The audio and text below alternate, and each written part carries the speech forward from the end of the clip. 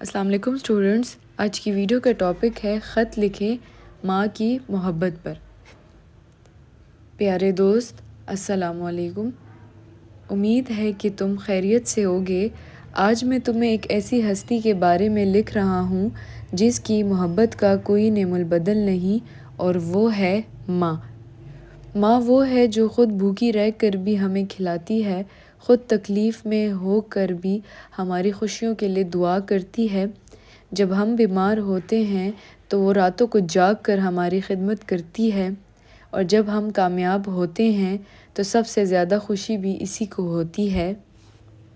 ہم اکثر اپنی مصروف زندگی میں ماں کی قربانیوں کو بھول جاتے ہیں، اس کی باتوں کو نظر انداز کر دیتے ہیں، لیکن سچ ہے کہ ماں کی دعا ہی ہماری کامیابیوں کا سب سے بڑا ذریعہ ہوتی ہے۔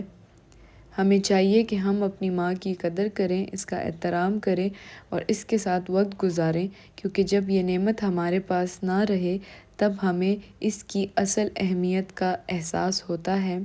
آخر میں بس یہی کہوں گا کہ ماں جیسی محبت دنیا میں کہیں نہیں ملتی۔ آپ کا مخلص حماد خان۔